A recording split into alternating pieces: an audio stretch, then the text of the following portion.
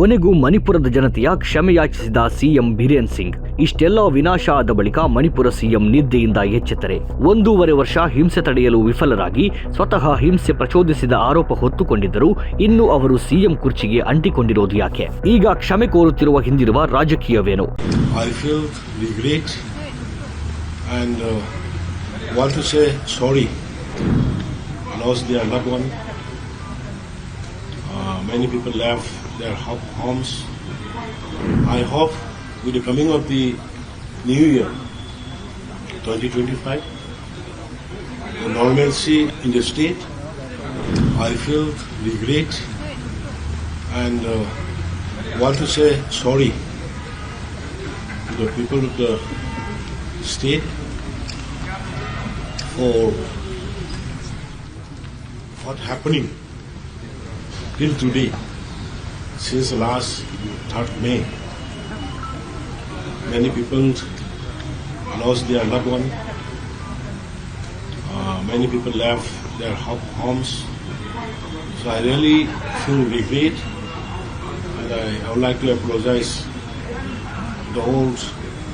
I hope with the coming of the new year 2025, the normalcy in the state, and I want to appeal to all the communities of the state.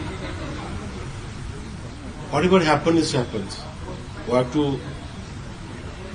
forgive and forget the past mistakes, and we have to start a new life, a peaceful Manipur, a prosperous Manipur, living we all recognize 34-35 tribes together, and we should live together too, in future too.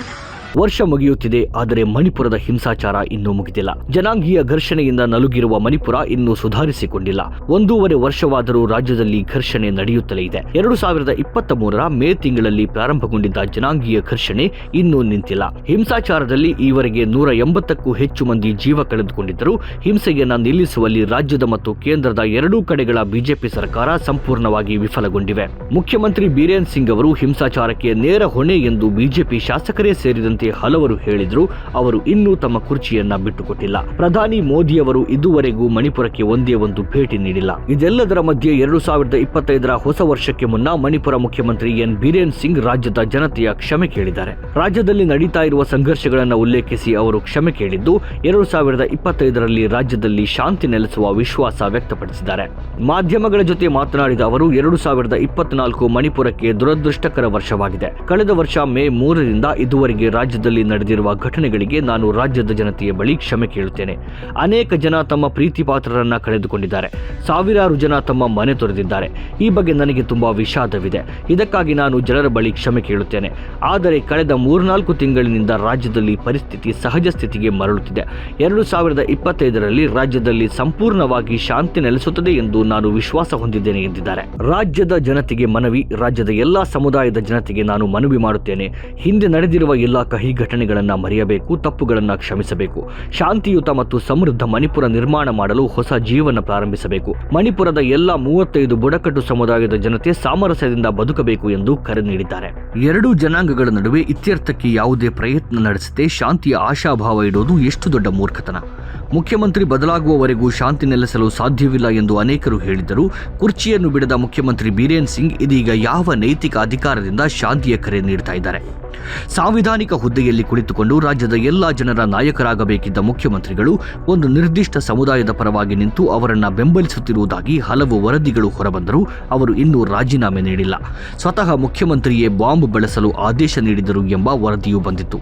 ಹೀಗಿರುವಾಗ ಈಗ ಇಷ್ಟೆಲ್ಲ ವಿನಾಶದ ಬಳಿಕ ಕ್ಷಮೆಯಾಚನೆಗೆ ಏನರ್ಥ? ಮಣಿಪುರದಲ್ಲಿ ನಡೆಯುತ್ತಿರುವ ಹಿಂಸಾಚಾರದಲ್ಲಿ ಈವರೆಗೆ 220ಕ್ಕೂ ಹೆಚ್ಚು ಮಂದಿ ಜೀವ ಕಳೆದುಕೊಂಡಿದ್ದಾರೆ. ಮೈತಿ ಸಮುದಾಯಕ್ಕೆ ಪರಿಶಿಷ್ಟ ಪಂಗಡದ ಸ್ಥಾನಮಾನ ನೀಡಬೇಕು ಎಂದು ಕೇಂದ್ರ ಸರ್ಕಾರಕ್ಕೆ ಶಿಫಾರಸು ಮಾಡಿ ಮಣಿಪುರ ಹೈಕೋರ್ಟ್ ಆದೇಶ ಮಾಡಿತು. ಇದನ್ನ ಕುಕಿ ಬುಡಕಟ್ಟು ಸಮುದಾಯ ವಿರೋಧಿಸಿದ್ದು ಹಿಂಸಾಚಾರಕ್ಕೆ ಕಾರಣವಾಗಿತ್ತು. ಮಣಿಪುರ ಜನಸಂಖ್ಯೆಯ 53% ಇರುವ ಮೈತೇಯಿ ಜನಾಂಗವು ಇಂಫಾಲ್ ಕಣಿವೆಯಲ್ಲಿ ಹೆಚ್ಚಿನ ಜನಸಂಖ್ಯೆ ಹೊಂದಿದೆ. ನಾಗಾ ಮತ್ತು ಕುಕಿಗಳು ಸೇರಿದಂತೆ ಪ್ರಮುಖ ಬುಡಕಟ್ಟು ಸಮುದಾಯಗಳ ಜನಸಂಖ್ಯೆ ಸಂಖ್ಯೆ 40% ಇದ್ದು ಮುಖ್ಯವಾಗಿ ಬೆಟ್ಟ ಪ್ರದೇಶಗಳಲ್ಲಿ ವಾಸಿಸ್ತಾ ಇದ್ದಾರೆ. ನಮ್ಮ ಕಾರ್ಯಕ್ರಮಗಳನ್ನ ನೀವು ನೋಡ್ತಾ ಇದ್ರೆ ನಮ್ಮ ಚಾನೆಲ್ ಅನ್ನ ಸಬ್ಸ್ಕ್ರೈಬ್ ಮಾಡಿ, ಪಕ್ಕದ ಬೆಲ್ ಐಕಾನ್ ಒತ್ತಿ ನಮ್ಮನ್ನ ಬೆಂಬಲಿಸಿ. ಹಾಗೆ ನಮ್ಮ ಕಾರ್ಯಕ್ರಮಗಳನ್ನ ಲೈಕ್ ಮಾಡಿ, ಕಮೆಂಟ್ ಮಾಡಿ, ಅದನ್ನ ಬೇರೆಯವರಿಗೂ ವಾಟ್ಸ್ಆಪ್ ಮೂಲಕ ಶೇರ್ ಮಾಡಿ. ನೀವು ಹೀಗೆ ಮಾಡಿದಾಗ ನಮ್ಮ ಚಾನೆಲ್ ಮತ್ತಷ್ಟು ಜನರಿಗೆ ತಲುಪಲು ನೀವು ನಮ್ಮೊಂದಿಗೆ ಸಹಕರಿಸಿದ ಹಾಗಾಗುತ್ತೆ. ಇದು ನೀವು ಯಾವುದೇ ಖರ್ಚಿಲ್ಲದೆ ಕೆಲವೇ ಸೆಕೆಂಡುಗಳಲ್ಲಿ ನೀಡಬಹುದಾದ ಸಹಕಾರ. ಧನ್ಯವಾದಗಳು.